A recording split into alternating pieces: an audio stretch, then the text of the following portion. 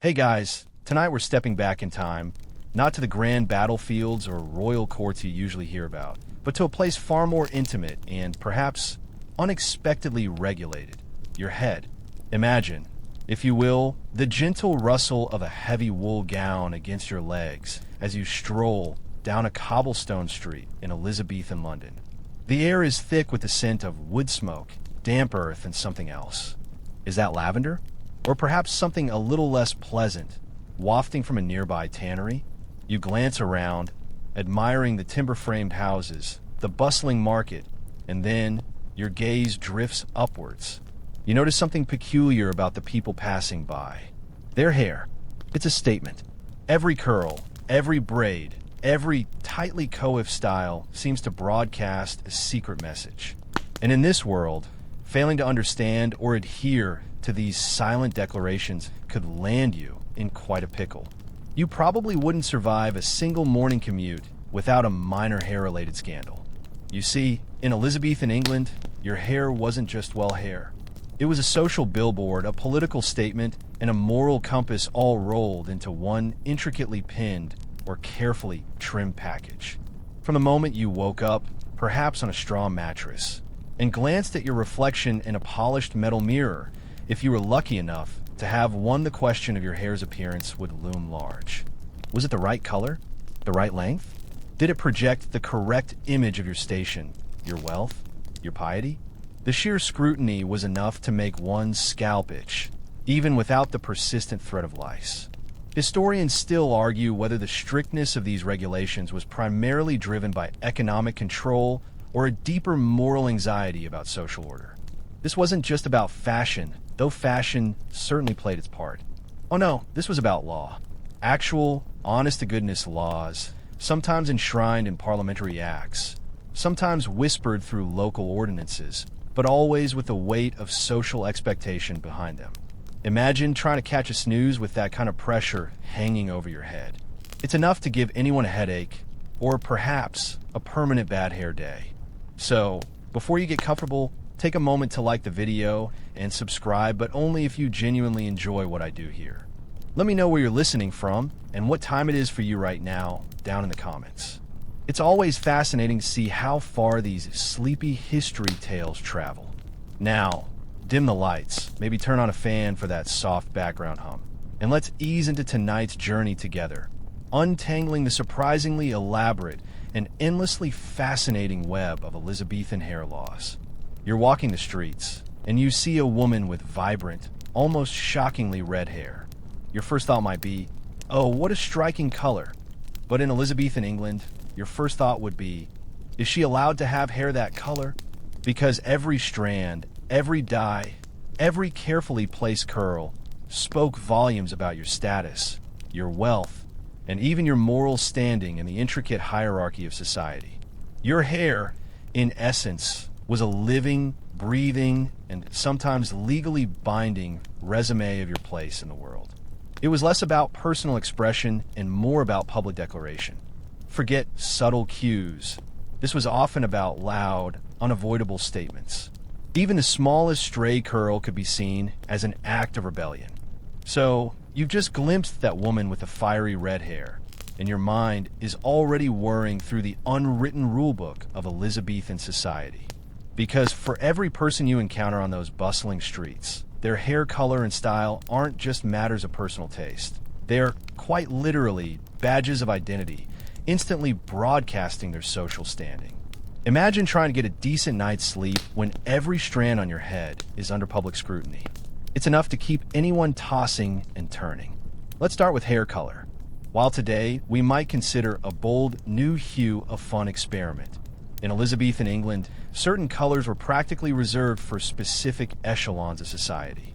Take that vibrant red, for instance. It was, famously, the natural hair color of Queen Elizabeth I herself. This royal association, naturally, made red hair incredibly fashionable among the aristocracy and those aspiring to move up the social ladder. However, for commoners, attempting to mimic the Queen's tresses too closely could be seen as presumptuous, even rebellious. It was a subtle line, often dictated by the nuance of the shade. A rich, natural auburn might be acceptable, but a brazen, obviously dyed scarlet could raise eyebrows and perhaps a few unwelcome questions from local authorities about your intentions. Historians still argue whether the popularity of red hair was purely imitative or if there was a deeper, perhaps pagan, reverence for the color that predated the queen's reign. Then there was blonde. Blonde hair. This was often associated with youth, innocence, and, perhaps surprisingly, a certain aristocratic leisure. Ladies of means would spend hours attempting to achieve golden locks, often using a concoction of saffron, lead, and other less-than-safe ingredients, which they'd then bake in the sun. Think of it as the original, very slow, and slightly toxic balayage. You'd sit out on your roof, perhaps, with your hair spread out on a broad-brimmed, crownless hat, hoping for a sunny day and not a sudden downpour that would wash your expensive efforts away. It certainly wasn't a quick spray and go like today's hair lighteners. One can only imagine the sheer boredom, or perhaps the meditative quality, of waiting for your hair to lighten under the scorching sun. It certainly sounds like a recipe for a very long nap. Darker hair, on the other hand, was the natural shade for the vast majority of the population. While not as overtly fashionable as red or blonde, it was certainly seen as respectable and practical. For the working classes, elaborate hairstyles or bright dyes were simply impractical. Their hair was often kept neat, perhaps braided or covered, to keep it out of the way during manual labor.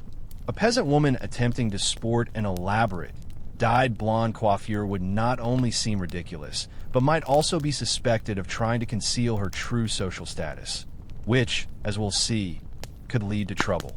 It was a visual shorthand, a clear signal in a society that valued order and visible hierarchy.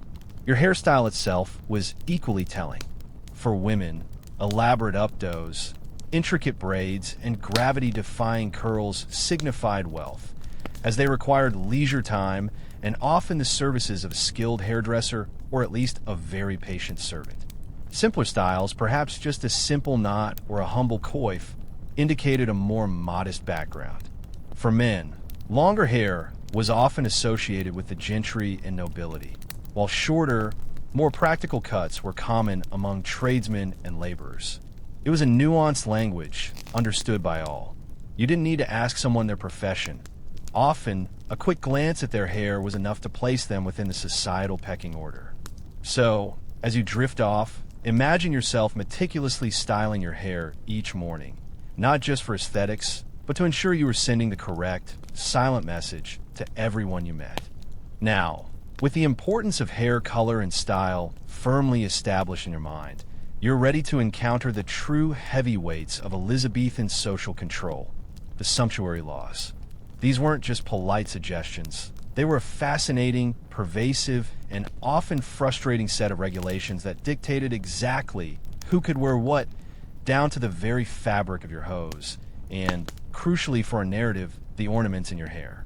Imagine trying to relax when the state is literally scrutinizing your outfit and your hairstyle for any signs of social climbing.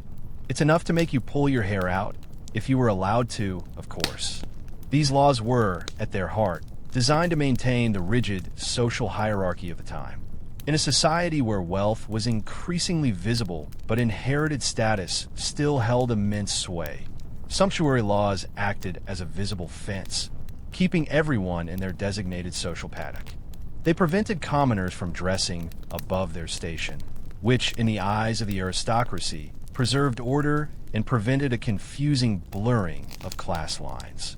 You see, if a wealthy merchant's wife started sporting the same lavish furs or elaborate gold embroidery as a duke's daughter, how would anyone know who was who?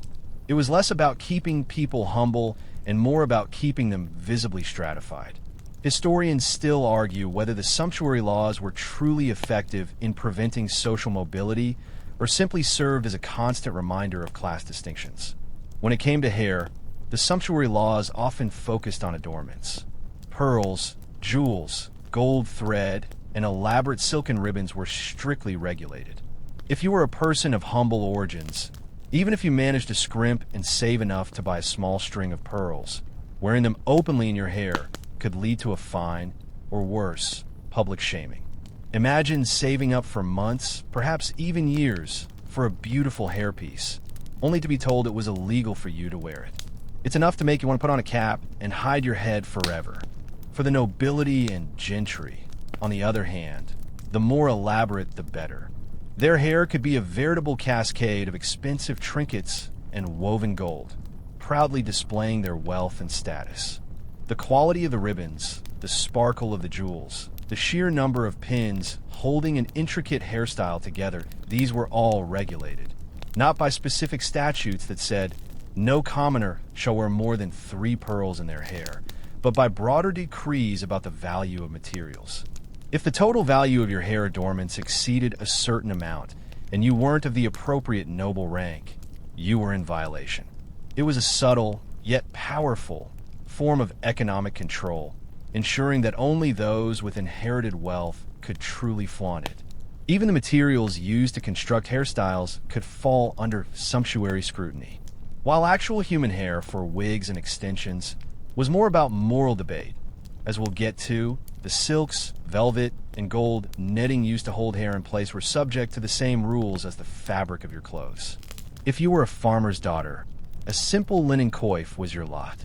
A lady of the court, however, might have her intricate braids interwoven with threads of silver and seed pearls, all meticulously arranged by her waiting women. It painted a very clear picture and woe-betide anyone who tried to paint outside their social lines. It makes you almost grateful for the simplicity of a messy bun, doesn't it? No one's going to fine you for an unruly top knot today. Having navigated the rather restrictive waters of sumptuary laws, you now find yourself facing another intriguing and surprisingly controversial aspect of Elizabethan hair culture: the explosive rise of wigs. Imagine the scandal. In an age where naturalness was often revered, the idea of sporting another person's hair on your head was met with a fascinating mix of fascination and moral outrage. It's enough to give you a phantom itch on your scalp, even in your sleep. Wigs, or periwigs as they were often called, weren't entirely new, but their popularity soared during Elizabeth I's reign, particularly among the wealthy. They offered an immediate solution to thinning hair, changing fashion trends, or simply a desire for elaborate styles that one's natural hair couldn't achieve. Think of them as the ultimate quick change artist for your appearance.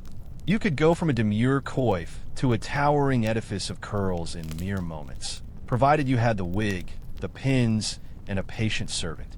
And of course the wealth. Because these weren't your cheap Halloween store wigs. These were often crafted from real human hair, sometimes imported from less prosperous regions of Europe, or even, rather gruesomely, from the heads of the recently deceased. The thought of it is enough to make you feel a chill, isn't it? The laws surrounding wigs weren't always explicit, like the sumptuary laws for pearls. Instead, they often fell under the broader umbrella of decency, modesty, and the aforementioned sumptuary regulations concerning the value of the materials. If your wig was too ostentatious, too clearly an attempt to emulate the gentry when you were a mere commoner, it could still get you into trouble. The sheer volume and elaborate construction of a wig could signify immense wealth. A modest lady might have a simple hairpiece to add volume, but a courtier might sport a magnificent, golden periwig adorned with jewels, a miniature fortress of hair on her head. Historians still argue whether the primary objection to wigs was aesthetic or moral, or simply the economic inequality they represented. The practicalities of wig wearing were also quite something. Imagine the sheer weight of a heavily dressed wig, especially during a long court event. And the hygiene. Without modern sanitation, these wigs could become veritable ecosystems of dust, mites, and even small creatures. Periodically, they need to be taken off, cleaned, powdered, and restyled, a task that required significant time and specialized skills. You might have seen historical dramas where characters just seemed to casually pop on a wig, but the reality was far more involved, often requiring hours of preparation. It's enough to make you appreciate your simple pillow and the ability to just roll over and fall asleep without worrying about your hair falling off. Despite the criticisms, the fashion for wigs was incredibly strong, particularly in courtly circles. They allowed for endless experimentation with shape and size, from small, delicate borders that framed the face to vast, voluminous creations that added significant height. Wigs became a symbol of status and fashion forwardness. They were an investment, a statement, and for some, a necessity. As you picture this, imagine the rustle of silk and velvet, the scent of rosewater and powder, and the subtle shift as someone adjusts a heavy, elaborate periwig atop their head. It was a world where even your hair wasn't entirely your own, especially if you opted for someone else's. Building upon the fascinating and sometimes uncomfortable world of periwigs, we now delve into the very heart of the Elizabethan anxieties surrounding artificial hair, the deeply ingrained moral and religious objections to false hair. This wasn't just about fashion or social climbing. It was about piety, deception, and the perceived natural order of things. Imagine trying to drift off to sleep when the very hair on your head is being judged as a sign of sin. It's enough to give anyone a guilty conscience, even if they're completely innocent. For many devout Elizabethans, wearing false hair, whether in the form of a full wig or even modest hairpieces, was seen as an affront to God. The core argument was that it interfered with God's natural creation. Your natural hair was given to you by divine providence, and to augment it, change its color dramatically, or replace it entirely with someone else's hair was considered an act of vanity and a challenge to the Almighty. It was akin to painting over a masterpiece in their eyes. Preachers thundered from pulpits against the practice, decrying it as a mark of spiritual corruption and a sign of the devil's influence. They painted vivid pictures of hellfire for those who dared to adorn themselves with dead hair. The objections weren't purely theological either. They also touched upon themes of deception and authenticity. If someone wore false hair, what else were they hiding? Were they trying to appear younger than they were? More beautiful? Of a higher status? In a society that valued honesty and visible social order, anything that could obscure one's true identity or nature was viewed with suspicion. This fear of deception extended to gender roles too. Cross-dressing was strictly forbidden, and there was a subtle, underlying anxiety that elaborate artificial hair might, in some convoluted way, blur the lines of gender. It sounds rather absurd to our modern ears, doesn't it? But to them, it was a serious moral quandary. Historians still argue whether the moral outrage was a genuine religious conviction or a convenient tool for social control. Beyond the religious condemnations, there were also more practical, though still morally tinted, concerns. The source of the hair was often a point of contention. As mentioned, much of the human hair used for wigs came from the poor, who sold their locks for money, or, more darkly, from the deceased. This raised questions about the dignity of the dead and the exploitation of the living. To wear hair that might have come from a diseased person, or someone of questionable moral character, was thought to invite ill fortune or even spiritual contamination. Imagine trying to get comfortable, knowing your elaborate coiffure might have once belonged to someone who met an unfortunate end. It's certainly not a calming thought. Despite the strong moral opposition, the allure of fashion and the practical benefits of wigs proved too powerful for many, especially within the more secular and style-conscious court circles. While preachers might rail against them, noble women and gentlemen continued to wear them, albeit perhaps with a slight air of defiance or a quiet justification. It was a fascinating tension between deeply held beliefs and the relentless pull of contemporary trends. So, as you drift deeper into this historical reverie, imagine the internal struggle of an Elizabethan trying to reconcile their desire for fashionable hair with the stern warnings of their local vicar, perhaps murmuring a silent prayer as they applied their very best, most deceptive periwig. While we spent a good deal of time on the elaborate coiffures of Elizabethan ladies, let us not forget the gentlemen of the era, whose heads, or rather, faces, were also subject to significant scrutiny and regulation. We're talking, of course, about beards, mustaches, and men's hair in general. Imagine the quiet satisfaction, or perhaps the subtle anxiety, of grooming your facial hair when its very length could define your standing. It's enough to make you stroke an imaginary beard in contemplation. Elizabethan men, just like their female counterparts, used their hair to signal status, profession, and even their political leanings. Unlike today, where a beard might signify anything from fashion choice to forgetting where your razor is, back then, every follicle was, in a sense, loaded with meaning. The general trend for hair on the head was typically shorter for working men, reflecting practicality, and longer for gentlemen, signifying leisure and refinement. A dashing young courtier might sport flowing locks that reach his shoulders, artfully curled, and perhaps even scented with pomades. This longer hair, much like the ladies' elaborate styles, required time and resources to maintain, further distinguishing the wearer from the laboring classes. But it was the facial hair that truly became a canvas for societal statements. Beards, in particular, saw a huge variety of styles and an ebb and flow of popularity throughout Elizabeth's reign. At the beginning of her rule, neatly trimmed, pointed beards were quite common, reflecting a more conservative, perhaps even slightly puritanical aesthetic. As the reign progressed, however, more flamboyant styles emerged. You'd see the forked beard, split into 2 points, or the spade beard, broad and shovel-like, or even the incredibly precise stiletto beard, meticulously trimmed to a sharp point. Each style required careful grooming and often the use of special waxes and irons to maintain its shape. Imagine the meticulousness required to keep a perfectly pointed beard through a day of feasting and merrymaking. It almost sounds like a job in itself. Mustaches also had their moment in the sun, often styled to complement the beard. A thin, upturned mustache might accompany a delicate goatee, or a fuller, more sweeping one might frame a broader beard. It wasn't uncommon for men to spend considerable time in front of their polished steel mirrors, debating the merits of a particular trim or the optimal curl of the mustache. And yes, there were even laws, or at least very strong social expectations backed by fines, regarding the maintenance of these hirsute adornments.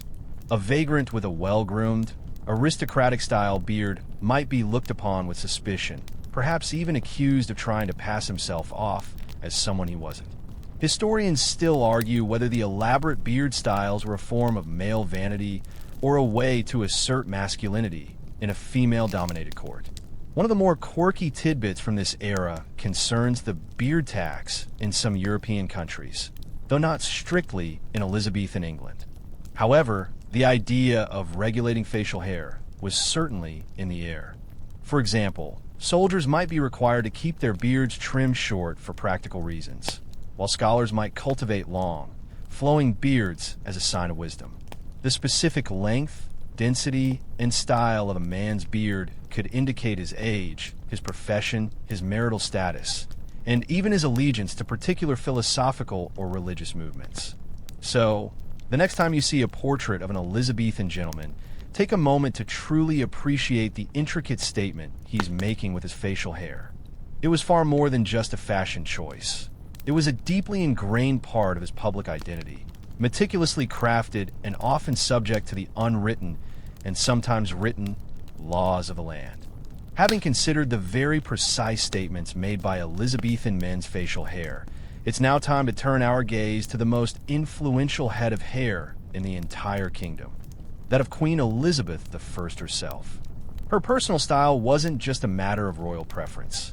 It was a powerful, trend-setting force that shaped national hair fashions and, by extension, influenced the interpretation and enforcement of those very obscure hair laws we've been uncovering.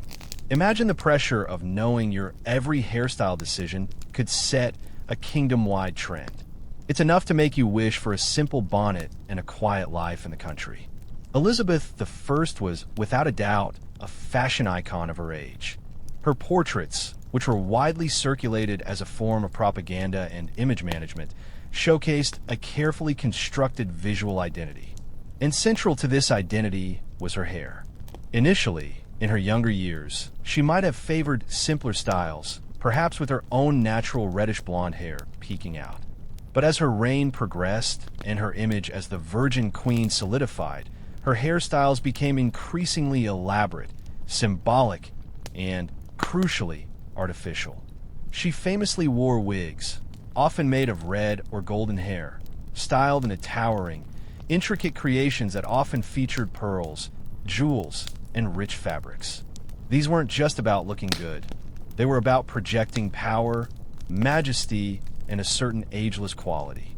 The Queen's embrace of wigs, despite the moral objections we discussed earlier, immediately legitimized them for the court and upper classes.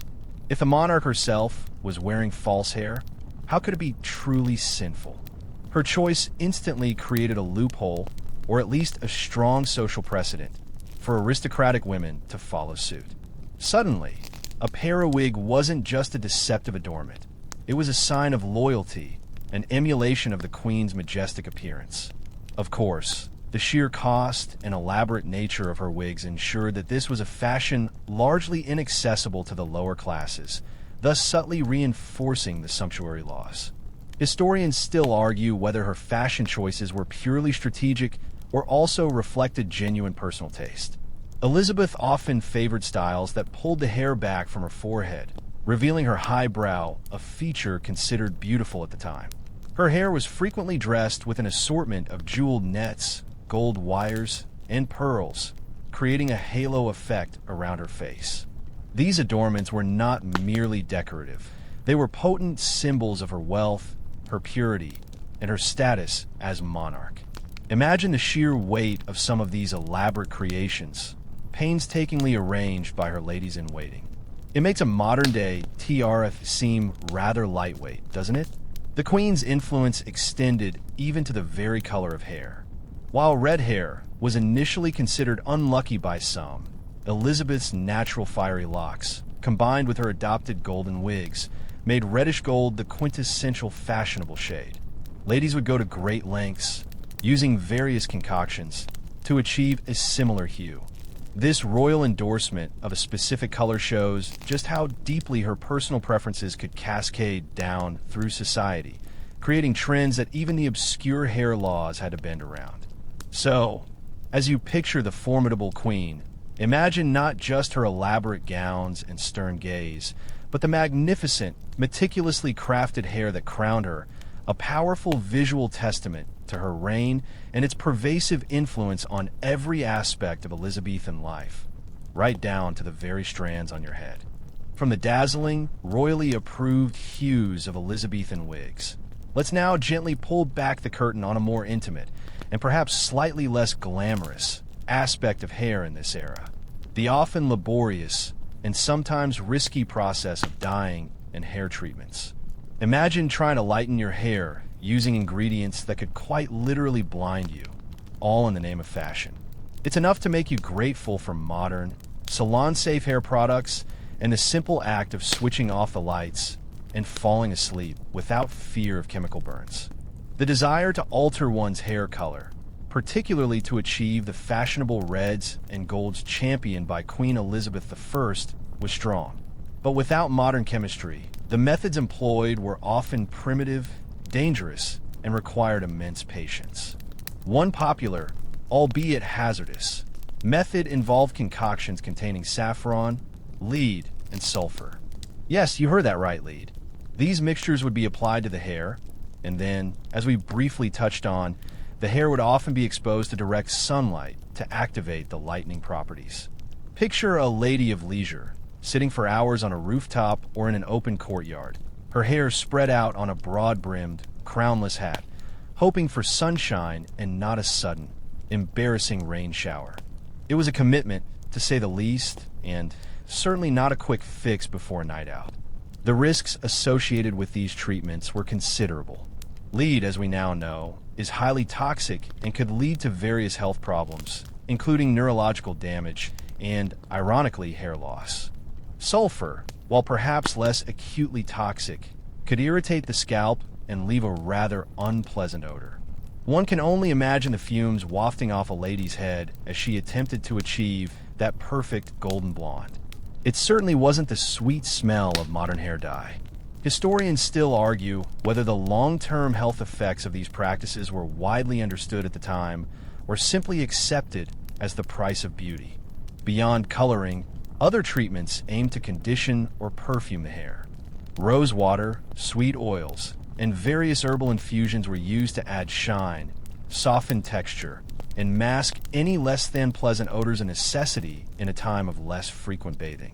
Imagine gently massaging fragrant oils into your scalp before carefully braiding your hair for the night.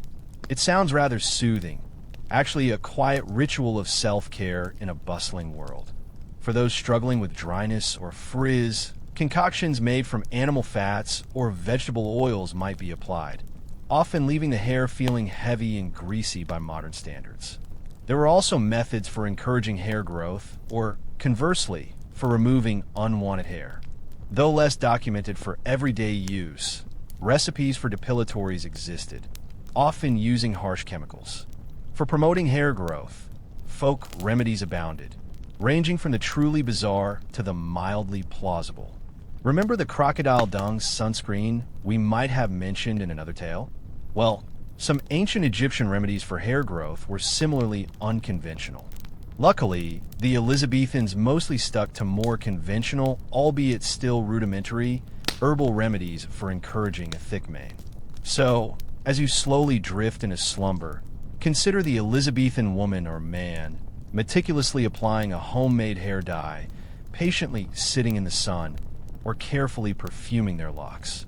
It was a world where beauty came with a price, often a toxic one, and where the pursuit of the perfect coiffure involved a level of dedication that makes our quick salon visits seem incredibly simple.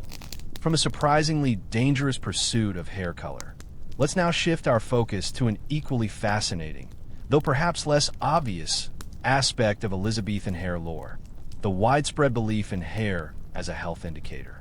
In a time before modern medicine, every visible part of the body was scrutinized for clues about one's inner workings, and your hair was no exception.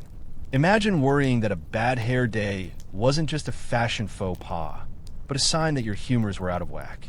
It's enough to make you lie awake at night, examining every stray strand. The prevailing medical theory of the time was the theory of the four humors: blood, phlegm, yellow bile, choler, and black bile, melancholy. These humors were believed to govern not only one's temperament, but also physical health. A balanced mixture meant good health, while an imbalance led to illness. And guess what? Your hair was thought to be a visible barometer of this internal harmony. For example, lustrous, thick hair was generally considered a sign of vitality and a robust constitution, indicating a good balance of humors.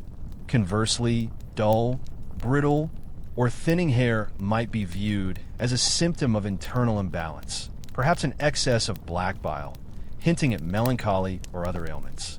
This wasn't just folk wisdom, it was integrated into medical practice. A physician, when diagnosing an illness, might indeed take note of a patient's hair condition as part of their overall assessment. They might prescribe certain diets or herbal remedies not just for the illness itself, but also with an eye to improving the patient's hair, believing it would reflect the internal healing process. It makes you almost miss the days when a doctor might diagnose your mood based on the shine of your ponytail. Almost. Historians still argue whether these observations genuinely aided diagnosis or simply reinforced existing prejudices. The belief also extended to specific hair characteristics. For instance, excessive hairiness on a woman might be viewed with suspicion, perhaps indicating a humoral imbalance leaning towards a more masculine disposition, which was considered unnatural. Conversely, a man with a very sparse beard might be seen as less virile. These were subtle yet pervasive societal judgments tied directly to physical appearance, particularly hair. It's enough to make you grateful for the freedom to simply decide whether or not to grow a beard without it being a medical diagnosis. Even the texture and natural color of hair were sometimes linked to humoral theory. Red hair, while fashionable thanks to the Queen, was also sometimes associated with a choleric, fiery temperament. Dark hair might be linked to melancholic tendencies. While these were broad generalizations and not strict diagnoses, they colored popular perceptions and influenced how people viewed themselves and others based on their natural hair. So, as you picture the careful scrutiny of Elizabethan life, imagine that every morning as you arranged your hair, you weren't just thinking about fashion or law, but also about what message your hair was sending about your fundamental health. A good hair day truly meant a good day, not just for your appearance, but for your perceived well-being.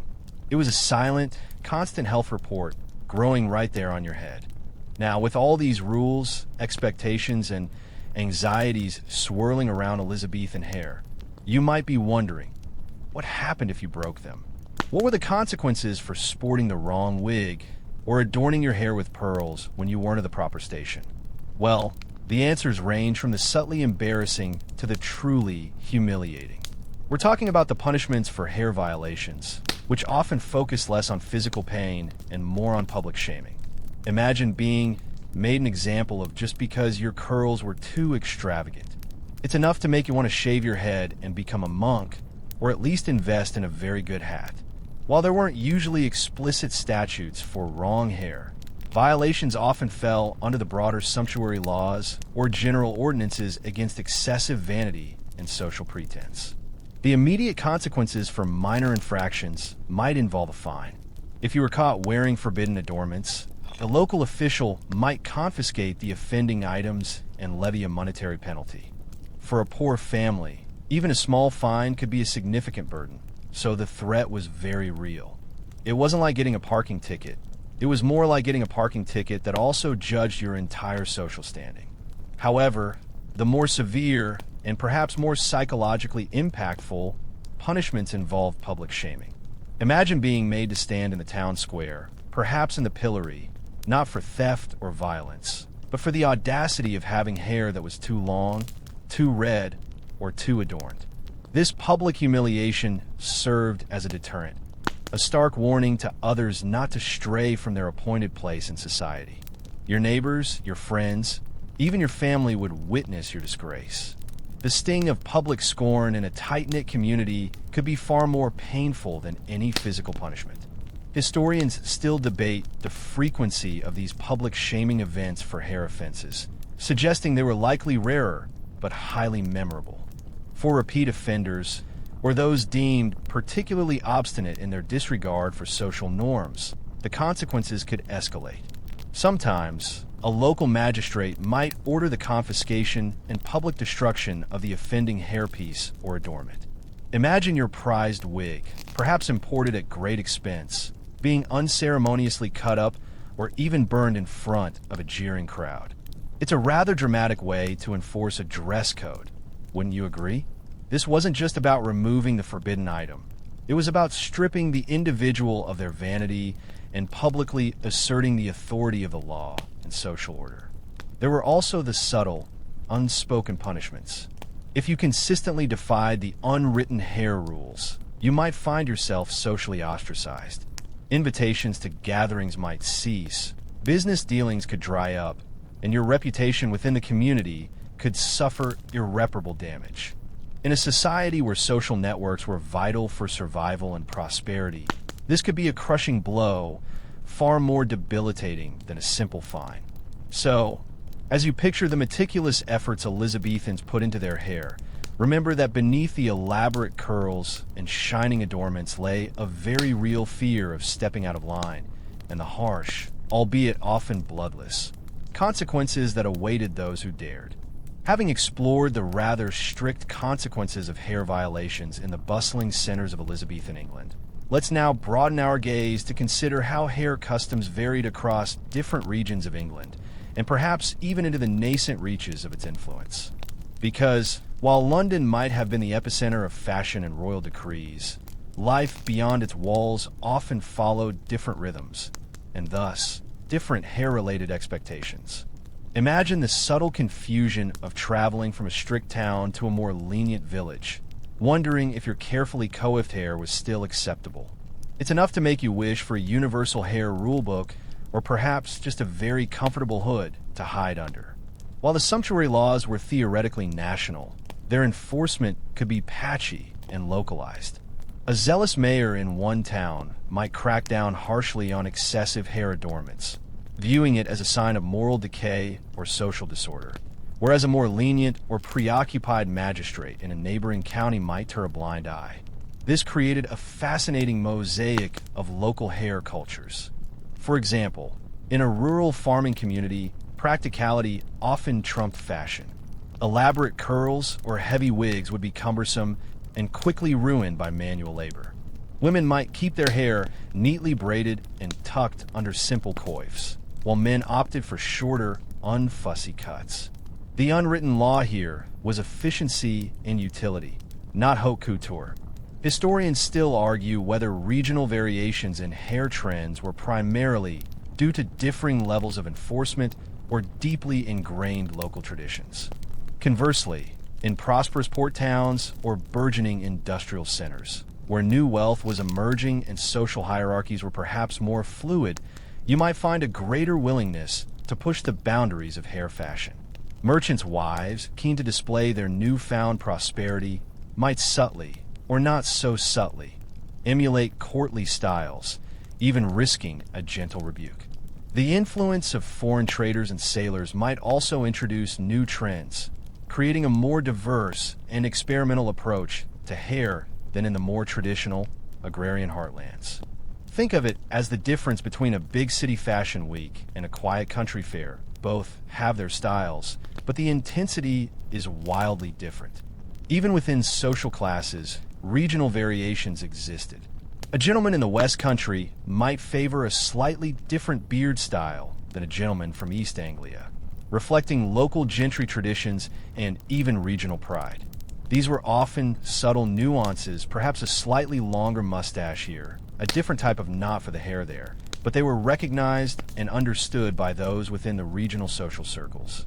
It makes you realize how many layers of unspoken communication existed in Elizabethan society, often conveyed through the most unexpected details.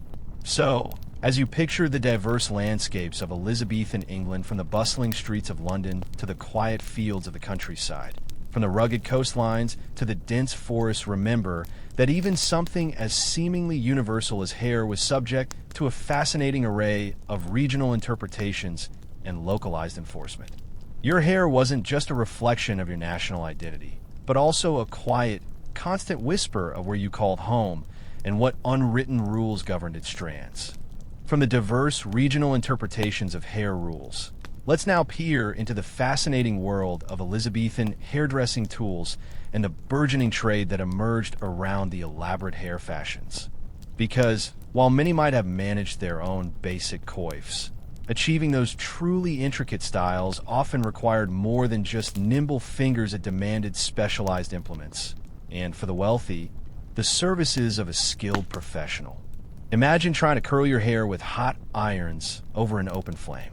It's enough to make you feel a sudden wave of heat, even in your slumber, and certainly makes you appreciate your modern curling wand. The most common and arguably most dangerous tool for styling was the hot iron. These weren't the precise, temperature-controlled devices we have today. Instead, they were typically rods of metal, often hollow, heated in a fire or a bed of hot coals. Once sufficiently hot, they would be used to create curls, waves, or to flatten unruly sections of hair. The risk of burns, both to the hair itself and to the skin, was incredibly high.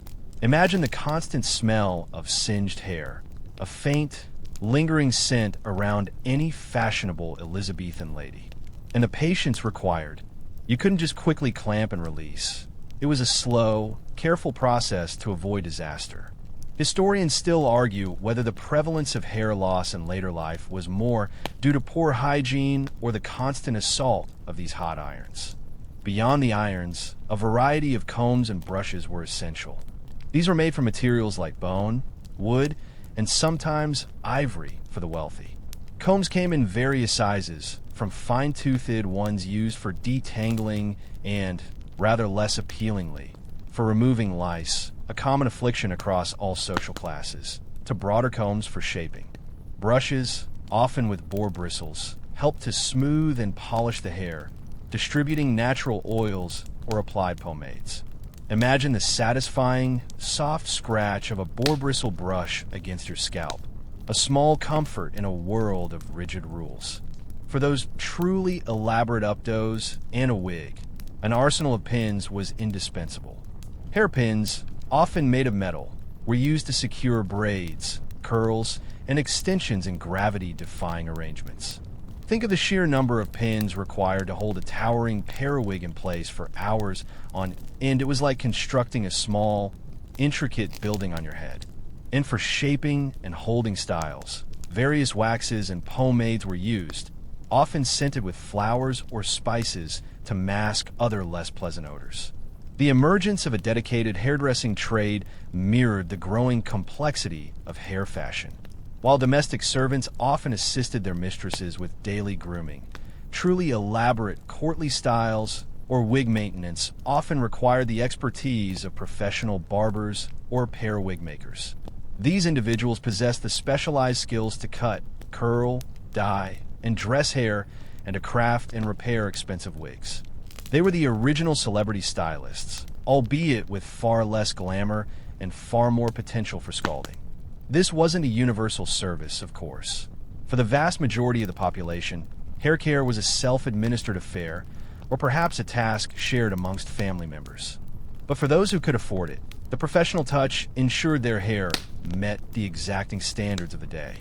So, as you drift deeper into slumber, picture the quiet, methodical work of these Elizabethan hair artisans, painstakingly crafting a masterpiece, one careful and sometimes risky strand at a time. From the meticulous methods of Elizabethan hairdressers, let's now transition to a more visually permanent record of these fascinating hair trends, their depiction in art and portraiture. Because while laws and social customs dictated much, it's through the painted likenesses of the era's figures that we truly see these hair fashions brought to life, often with astonishing detail and symbolic meaning. Imagine gazing at a centuries-old portrait and deciphering its hidden messages conveyed entirely through a subject's coiffure. It's enough to make you linger a little longer over an old painting, trying to catch every brushstroke of hair. Elizabethan portraiture wasn't just about capturing a likeness. It was about presenting an idealized, often highly symbolic version of the sitter. And hair played a crucial role in this visual rhetoric. For women, the elaborate updos, often incorporating false hair, jewels, and pearls, were meticulously rendered to showcase their wealth and status. The delicate artistry of their coiffures, with every tiny braid and precisely placed curl, was a testament to their leisure and the resources they commanded. You'd often see the hair pulled back from the forehead, creating a high, regal hairline that was considered a mark of beauty, sometimes even achieved through plucking or shaving the natural hairline. This deliberate exposure of the forehead added to a sense of intellectualism or purity, reinforcing prevailing beauty standards. Historians still argue whether the extreme formality of these portraits reflected a genuine lack of spontaneity or a conscious artistic choice to project power. For men, portraits capture the nuances of their beards and mustaches, which, as we discussed, were potent symbols of masculinity and social standing.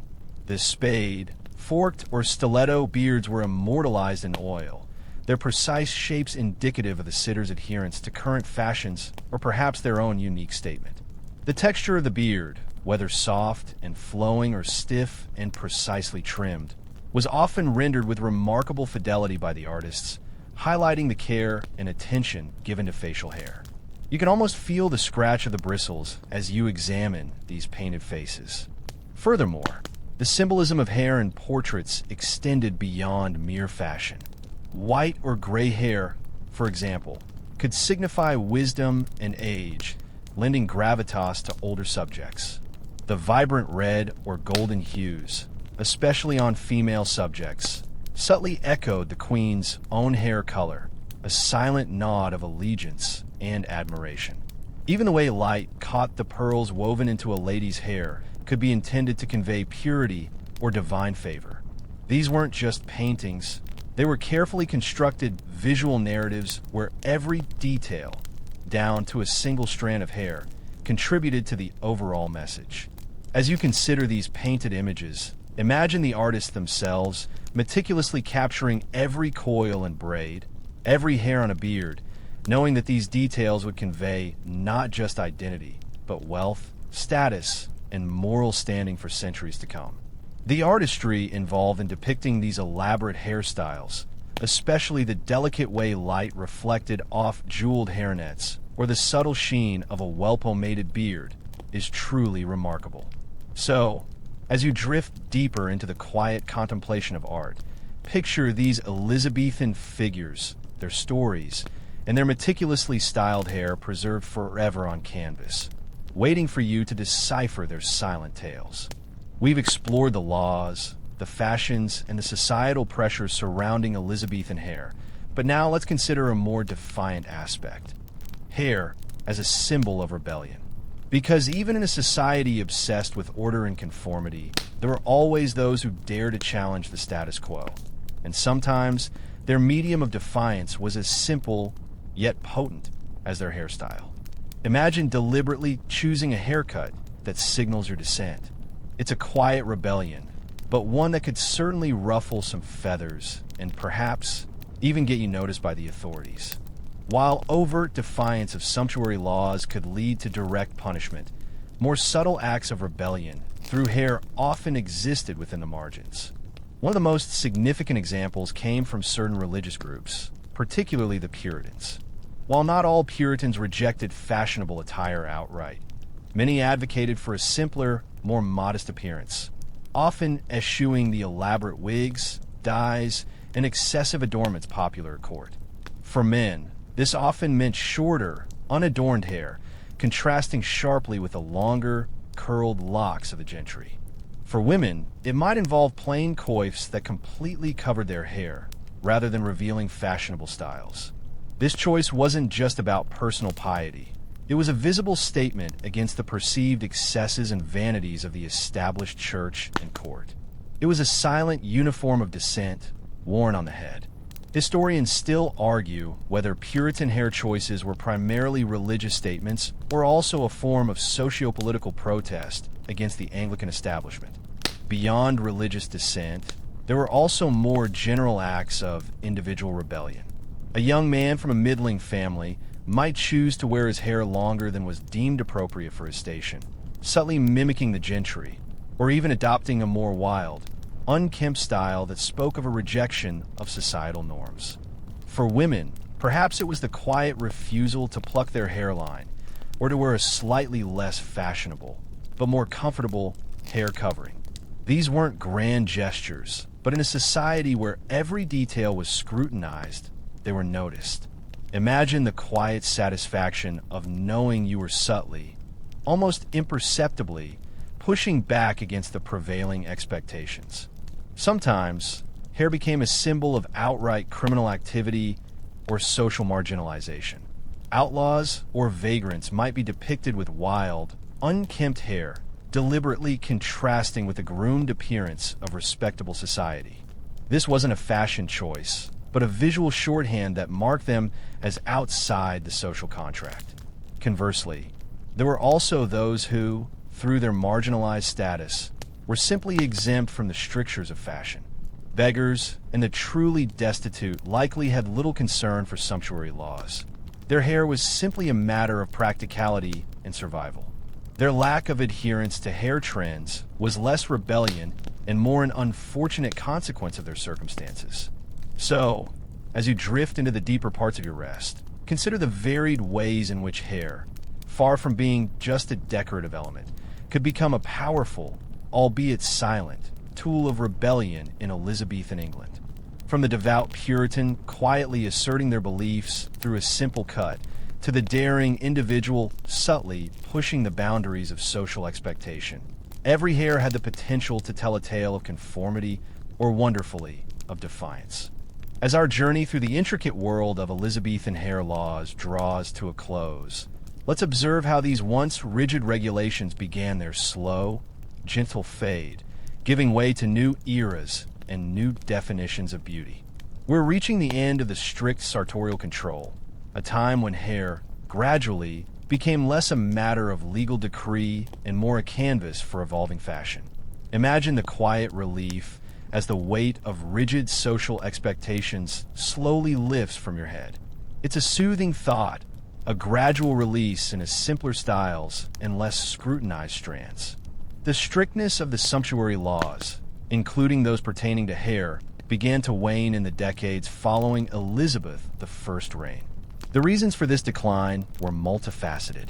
As England entered the 17th century, the social landscape began to shift. The rise of a more affluent merchant class, increasingly unwilling to be dictated to by inherited nobility, put pressure on these restrictive laws. Wealth became a more significant marker of status, often overriding the old distinctions of birth. It became increasingly difficult to enforce laws that tried to control expenditure on luxury items, including elaborate hair and wigs, when so many new fortunes were being made. Historians still argue whether the decline of sumptuary laws was a result of changing social structures or simply their inherent unenforceability. Furthermore, changing political climates played a role. The transition from the Tudor dynasty to the Stuart kings brought new influences and preferences.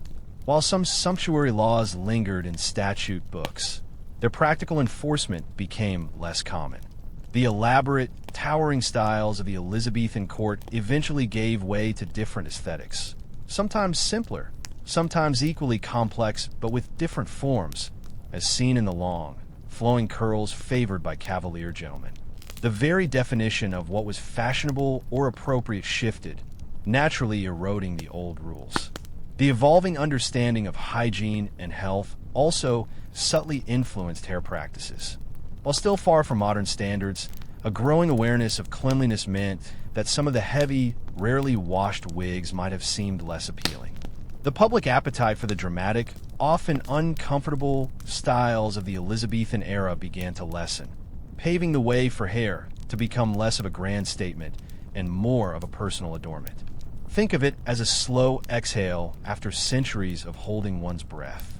By the time we move into the Georgian era, while fashion still dictated much, the direct legal mandates on hair were largely a thing of the past.